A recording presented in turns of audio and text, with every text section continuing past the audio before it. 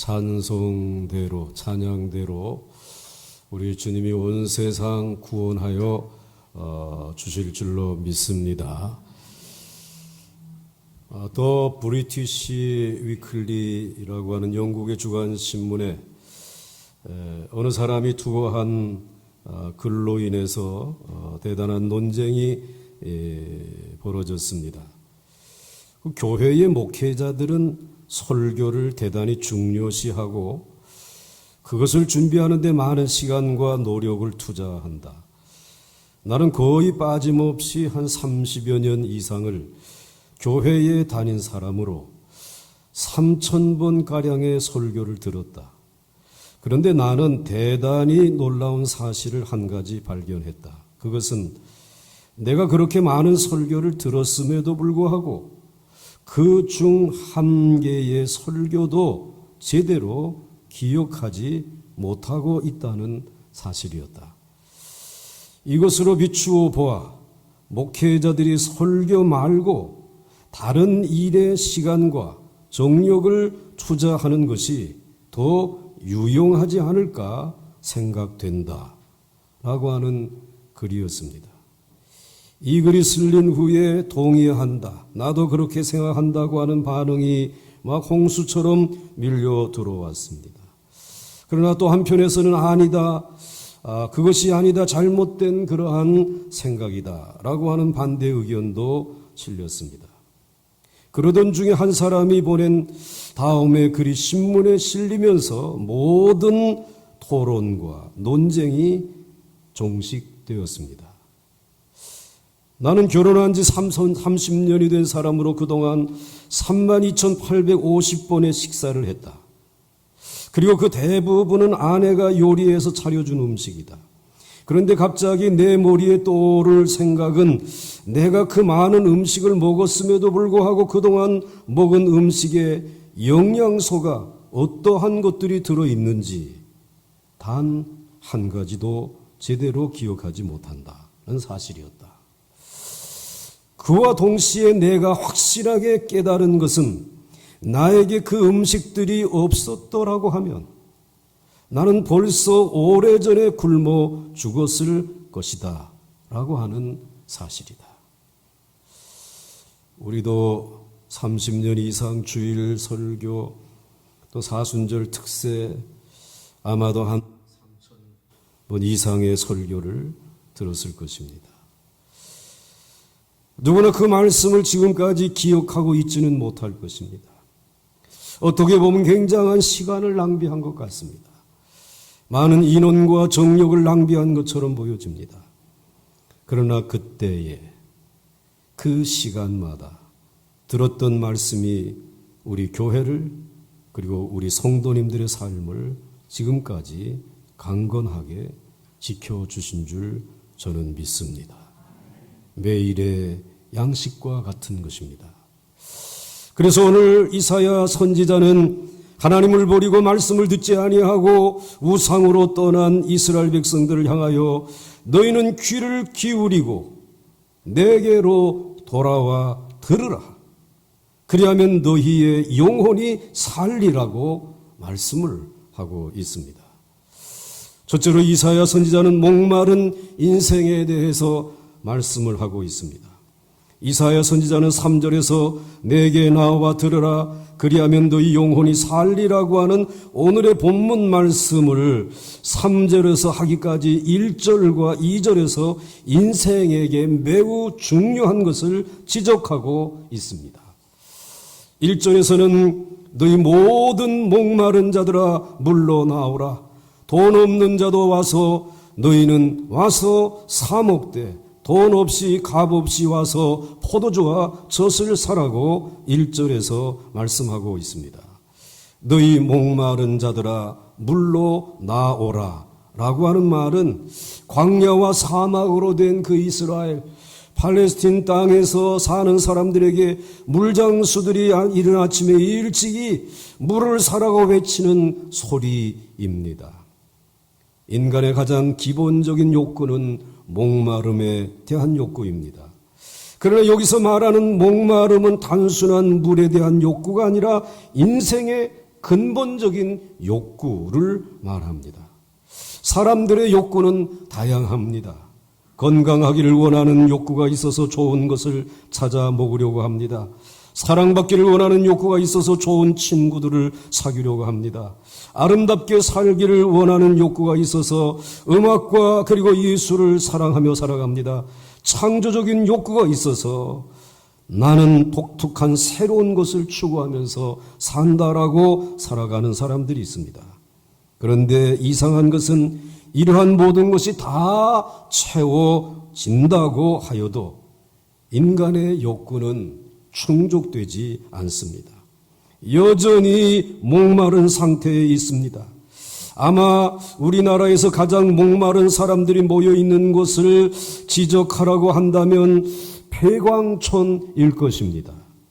농촌이 어렵고 어촌이 어렵다고 하더라도 농촌에는 무언가 심으면 그래도 거둘 수 있고, 그리고 어촌에는 바다에 나가서 그물을 내리면 무엇인가 건질 수 있습니다. 살아갈 수 있습니다. 그러나 다 파먹어버린 탄광촌은 폐광이 되어져 아무것도 없습니다. 살 길이 막막한 곳입니다. 살려달라고 하는 아우성이 얼마나 거센지 모릅니다.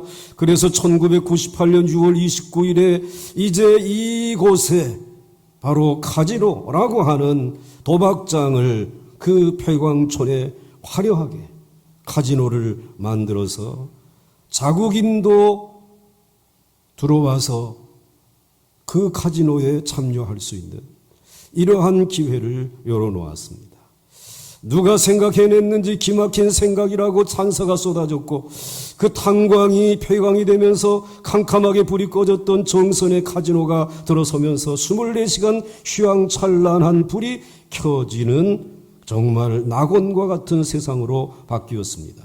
그 지역의 경제가 살아나고 고용이 창출되고 카지노 회사의 주식이 하늘 높은 줄 모르고 올라갑니다. 엄청난 이익을 남기고 있다고 합니다. 그러나 그 지역을 심층 취재하는 기자들의 이야기는 한결같이 절망적인 소식을 전합니다. 도박의 일확천금을 기대했던 지역 주민들이 폐가 망신하고 엄청난 빚더미 위에 앉았다라고 하는 것입니다. 들리는 소식에 의하면 전국적으로 자살률이 가장 높은 곳이 그 지역이 되었다라고 합니다. 그래서 작년부터는 우리나라 처음으로 도박 중독 치유 센터가 문을 열었습니다. 폐광촌 탄부들에게 그리고 그 가족들에게 목마름을 해결해 주겠다고 24시간 불이 꺼지지 않는 사람들의 발길이 끊이지 아니하는 낙원을 만들어 주었지만 더 심각한 목마름이 이곳에서 또 저곳에서 계속 나타나고 있는 것입니다. 예수님은 요한복음 4장 13절에서 말씀하십니다. 예수께서 대답하여 이르시되 이 물을 마시는 자마다 다시 목마르려니와 라고 말씀하고 있습니다. 오늘 이사야 55장 2절 상반절에서도 너희가 어찌하여 양식 아닌 것을 위하여 은을 달아주며 배부르게 못할 것을 위하여 수고하느냐 말씀하십니다. 그렇습니다. 이 세상 그 어떤 곳으로도 인간의 욕구와 욕망을 만족시킬 수 없습니다. 오직 우리의 영혼의 참 만족을 주시는 예수 그리스도만이 유일하신 우리의 영원한 생명수가 되는 줄 믿습니다. 둘째로 와서 물과 포도주와 젖을 사라고 말씀을 하십니다. 이사야 선지자는 55장 1절에서 너희 목마른 자들아 물로 나오라. 그리고 와서 포도주와 젖을 사라고 하였습니다. 물로 나오라. 포도주를 사라. 그리고 젖을 사라. 물과 포도주와 젖은 모두 목마른 모든 인간이 꼭 마셔야 하는 음료입니다. 물은 인간의 생명을 위해서는 필수적인 음료입니다. 우리가 창세기를 공부하면서 창조 이전의 세계가 혼돈과 공허와 흑암의 깊은 물 속에 잠겨져 있었습니다. 이 세상이 있기 전에 물이 있었습니다. 그런데 그 물이 있는 곳에, 흑암의 깊은 물이 있는 곳에 하나님께서 첫날에 빛과 어두움을 나누어 세워주시고, 그리고 둘째 날에는 이 궁창이라고 하는, 하늘이라고 하는 공간 위의 물과 아래의 물을 만드시고, 그리고 그 물이 이와 같이 흐르는 낮은 곳에는 바다가 되게 하시고, 그리고 드러나는 그 육지, 솟아오르는 그곳은 땅이라고 칭하셨습니다. 그 이후로 우리는 알고 있습니다. 오직 이 세상에 사람들의 지구도 70%가 물이고 나머지는 흙이다. 그리고 사람의 인체도 70%가 물이고 나머지는 흙이다. 사람과 땅은 물을 먹고 사는 것입니다. 하나님이 아담을 만드셨을 때에 흙과 물로 반죽을 해서 오늘의 자신의 형상을 닮은 인간을 만드셨습니다. 그리고 에덴을 만드시고 그곳에 에덴에서부터 발원되어지는 4개의 강, 비손강, 기혼강, 히데겔강, 유브라데강이라는 이와 같은 4개의 강을 사방으로 흘러가서 동산이 되어지고 동산을 적시게 하셨습니다. 이번 주간에 이 강이 어디에 있는지, 어떠한 의미를 가지고 있는지도 말씀을 드리겠습니다. 그리고 그곳에 사람이 살게 하셨습니다. 즉 물 곁에, 샘 곁에 사람이 살도록 하셨습니다. 그러나 범죄하고 난 이후 뱀과 인간은 저주를 받았습니다. 창세기 3장 14절 하반절 말씀에 뱀은 살아있는 동안 흙을 먹을지니라고 하는 저주를 받습니다. 창세기 3장 17절에서는 인간은 땅은 너로 말미암아 저주를 받고 라고 이야기하고 있습니다. 그리고 창세기 3장 18절 상반절 말씀에 땅이 네게 가시덤불과 엉겅퀴를 낼 것이다 라고 말하고 있습니다. 결국 물 없는, 샘 없는 땅으로 쫓겨난 것이 저주였습니다. 뱀을 종신토록 물 없는 흙을 먹고 살아야 하니 뱀은 저주 중에 최고의 저주를 받은 것이죠. 그러나 인간은 그래도 흙과 함께 살아도 흙을 먹지는 않게 하셨으니 참으로 고마운 일입니다. 비록 가시와 엉겅퀴는 뒤덮인 땅이 이제기는 하지만은 그것을 일구면 때를 따라 비를 내려서 식물을 거두어 살게 하시는 일반적인 은총을 우리에게 베풀어 주셨습니다. 그러나 가시와 엉겅퀴를 거두어내는 것이 인생이다 보니까 언제든지 우리는 목마른 인생입니다. 갈급한 인생이라고 하는 말입니다. 여러분, 메마른 흙에는, 메마른 땅에는 물이 생명입니다. 물은 구원이 되어지는 것입니다. 그런데 모든 물을 마시고 나면 또 목마르지만 우리 주 예수 그리스도가 주시는 물을 마시면 영원히 목마르지 않습니다. 그래서 물로 나오라 라고 초청하고 있는 것입니다. 그리고 물 못지 아니하는 인간에게 가장 오래된 음료는 포도주입니다. 포도주는 인간에게 기쁨을 가져다 줍니다. 예수님이 이 세상에 오셔서 제일 먼저 행하신 표적이 물을 포도주로 변화시킨 것입니다. 혼인잔치의 집에 모든 사람을 기쁘게 하셨습니다. 마찬가지로 예수님은 포도주와 같이 우리를 기쁘게 하십니다. 예수님은 참 포도나무, 우리는 그의 가지. 예수님은 기쁨의 원천이요 우리는 기쁨의 시냇물입니다. 너희는 와서 포도주를 사라.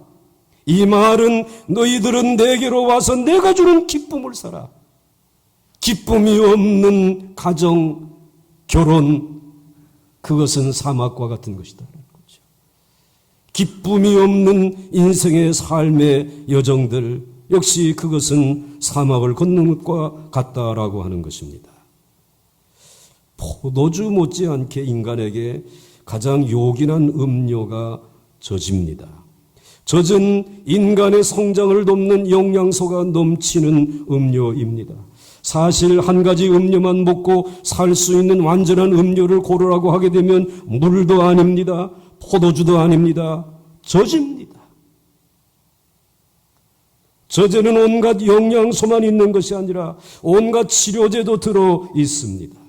어린아이에게 젖을 물릴 때에 처음 나오는 초유는 아주 묽은 젖이 나옵니다. 아직도 어린아이의 소화기능이 약하기 때문이겠죠. 어느 정도 소화기능이 향상되어지게 되면 적당한 농도의 젖이 나옵니다. 그 젖에는 면역력을 가지고 있어서 이 세상에 들어오는 침투하는 바이러스와 이 모든 것과 싸워 이길 수 있는 힘이 그 초유에, 그 젖에 들어있는 성분, 소화시킬 수 있는 소화제가 바로 젖입니다. 온갖 풍성한 영양소와 치료제가 들어 있습니다. 요즘에 이 초유의 소중함을 알아가지고 온 세계가 초유를 확보하는 일에 전심전력하고 있습니다. 왜냐하면 초유는 이렇게 면역력을 키워주고 소화력을 키워줄 뿐만 아니라 우리들의 몸에서 자꾸 사라져버리는, 일정한 연령이 되면 사라져버리는 이 근육을 지켜주고 근육을 키워주는 힘이 이 초유에서 나온다. 그래서 염소의 초유, 양의 초유, 이런 것들이 얼마나 날개 돋친지 도처 팔리는지 모르지 않습니까? 하여튼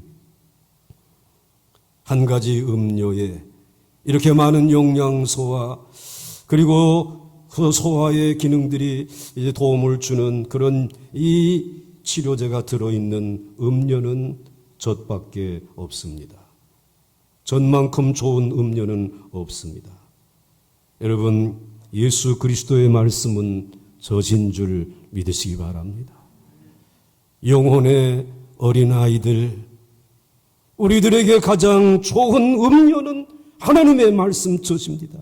예수 그리스도의 말씀에는 인간이 살아가는 데에 필요한 모든 영적인 영양분이 가득합니다. 그리고 이 모든 일들에 이제 살아가는 자들에게 믿음 없는 자들에게는 믿음을, 소망이 없는 자들에게는 소망을, 사랑이 없는 자에게는 사랑을, 이제 하나님께서 또 세상의 죄악을 이길 수 있는 온갖 능력이 말씀이라고 하는 젖 안에 들어 있습니다. 이사야 55장 1절 말씀에 너희 목마른 자들아 너희는 와서 사먹되 젖을 사라고 오늘 말씀하고 있습니다. 오늘 말씀에 목마른 자들을 향해 너희는 물로 나오라. 너희는 와서 포도주를 사라. 그리고 너희는 와서 젖을 사라. 이 물과 포도주와 젖을 사서 마시라고 하였습니다. 그것은 곧 예수 그리스도를 사서 마시라고 하는 말씀입니다. 예수 그리스도는 우리를 살리는 생명수요, 영원한 기쁨이며 줄이지 아니하는 생명의 양식입니다. 이제 이것을 값없이 돈 없이 와서 사먹되 거저 사라고 하였습니다. 이사야 55장 1절 말씀에 와서 사먹되 돈 없이 값없이 와서 포도주와 젖을 얻어 먹으라라고 하지 아니하고 사야 한다라고 말씀하고 있습니다. 왜 값없이 돈 없이 오라고 해놓으시고 사라고 하는 말을 썼을까요? 사람들은 돈을 주고 산 것은 확실히 내 것이 되었다라고 믿습니다. 내가 돈 주고 산 신발은 내 신발이야. 내가 돈 주고 산 옷은 내 옷이야. 라고 생각을 합니다. 그러니까 물과 포도주와 젖을 돈 없이 값 없이 은혜로 얻기는 하지만 그래도 사고 파는 절차를 거치면서 이제 분명히 내 것이 되었다라고 하는, 내 것으로 삼으라고 하는, 내 물로 그리고 내 기쁨으로 내 포도주로 내 젖으로 삼으라고 하는 말씀입니다. 그래서 은혜 받은 사람들은 다 한결같은 고백이 있습니다. 여호와는 나의 목자시니 내게 부족함이 없으리로다. 여호와는 나의 방패시요 여호와는 나의 피난처시요 여호와는 나의 산성이시요 그리스도는 나의 주, 나의 하나님이시요 하나님은 내 아버지시요 하늘나라는 내 아버지의 집이요 내가 영원히 거할 처소입니다. 이 사람들은 다 같이 값없이 물과 포도주와 젖을 이제 하나님 앞에서 은혜로 얻기는 얻었지만 사는 것과 같은 절차를 가지고 자기의 모든 것을 다 주고 바꾸어서 내 것으로 삼은 이것이야말로 내 인생의 보배라고 하는 사실을 고백한 사람들의 심령과 입술에서 나온 귀한 은혜의 말씀들입니다. 오늘 아침에 목마른 내 영혼에 은혜를 베풀어 주시는 하나님의 은혜를 깨닫고 물로 나와 포도주와 젖을 나의 생명수, 나의 영원한 기쁨, 나의 생명의 양식으로 삼으시기를 주의 이름으로 간절히 축원합니다. 축원합니다. 이제 마지막으로 내게 나와 들으라 그리하면 너희 영혼이 살리라고 말씀하십니다. 이사야 선지자는 목마른 인생들에게 값없이 물과 포도주와 젖을 사라고 하였습니다. 곧 예수 그리스도를 구원의 주로 믿으라고 하였습니다. 그래서 목마르지 않은 풍성한 은혜의 삶을 살라고 말씀하고 있습니다. 그런데 이 풍요한 삶을 영원히 살아나는 생명의 삶을 어떻게 얻을 수 있을까요? 어떻게 물과 포도주와 그리고 이 젖을 살 수 있을까요? 그것은 이사야 55장 3절에 답을 말씀해 주시고 있습니다. 너희는 귀를 기울이고 내게로 나와 들으라. 그리하면 너희의 영혼이 살리라. 이사야 선지자는 이렇게 말씀해 주시고 있습니다. 지금 이사야 선지자가 예언하는 이스라엘의 형편은 다 여호와 하나님을 버리고 이 세상에 눈에 보이는 우상을 섬기면서 하나님을 떠난 사람들입니다. 눈에 보이는 돈과 세상의 성공과 그리고 이 세상에서의 어떤 힘 있는 세력들과 함께 외교하며 관계를 맺으면 안전할 줄로 알았습니다. 그런데 무슨 소리입니까? 하나님을 떠난 그들은 물 없는 사막에 사는 것과 같고 그리고 저들은 기쁨이 없는 사막에서 사는 것이고 그리고 정말 저들이 살아가는 마시고 그리고 누리며 살아가는 것은 저들을 정말 건강하게 지켜줄 수 있는 이 모든 세력들을 물리칠 수 있는 능력이 없는 정말 벽이 담이 무너진 처소에서 이제 언제 어떻게 될지 모르는 가운데 살아가고 있는데 그들은 그렇게 되어진 것이 복인 줄 알고 있습니다.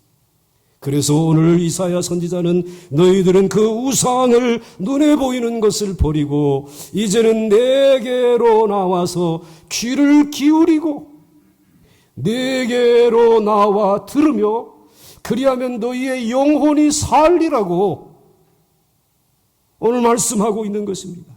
그래서 여러분 이사야 55장 1절에서부터 7절까지 자세히 보시게 되면 나오라 그리고 오라 그리고 와서라고 하는 말을 반복해서 말씀해 주시고 있습니다.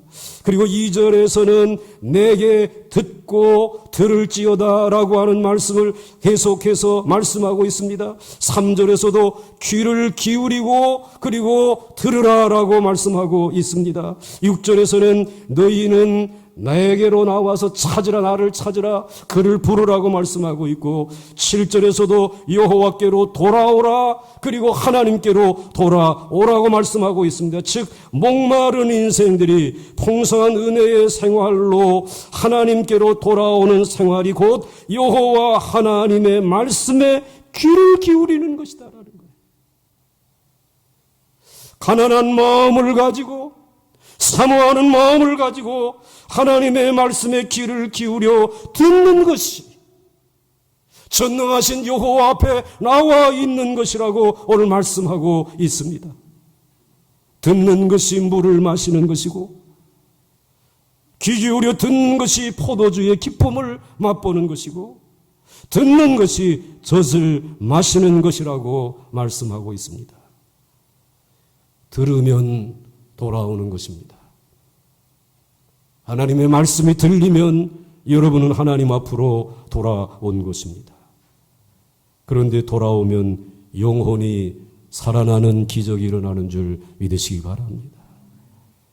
만약에 듣지 않는다면, 전혀 말씀이 들리지 않는다면 죽은 것입니다. 목말라 죽는 것입니다. 아니, 이제는 돌아와서 앉아 있기는 하지만은 듣지 않으면, 하나님의 말씀이 들리지 않으면 죽은 것입니다. 영혼이 죽은 것입니다. 잠들어 있는 것입니다. 사도 바울은 로마서 10장 14절에서 그런즉 그들이 알기는 믿지 아니하는 일을 어찌 부르리요, 듣지도 못한 일을 어찌 믿으리요, 전파하는 자가 없이 어찌 들으리요, 보내심을 받지 아니하였으면 어찌 전파하리요 라고 말씀하고 있습니다. 예수님도 마태복음 4장 4절에서 사람이 떡으로만 사는 것이 아니요 하나님의 입에서 나오는 모든 말씀으로 산다고 하였습니다. 모든 말씀이 곧 생명입니다.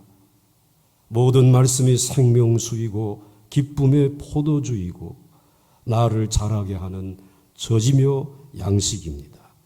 그래서 다윗은 시편 19편 10절에서 하나님의 말씀이 꿀과 송이꿀보다 더 달도다. 내가 많은 순금보다 더 사모할 것이 하나님의 말씀이라고 하였습니다. 누가 어리석은 사람입니까? 남의 말을 듣지 않고 제 말만 말이라고 하는 사람은 어리석은 사람입니다. 누가 지혜자입니까? 내 말보다 남의 말을 먼저 듣는 사람이 지혜자입니다. 마찬가지로 말씀을 들으면 기쁨이 오고 만족이 오고 지혜가 오고 마침내 구원을 얻는 것입니다. 여러분, 아무리 급하고 중한 일이 많아도 하나님의 음성을 듣지 못하고 멀리 나아가면 죽습니다.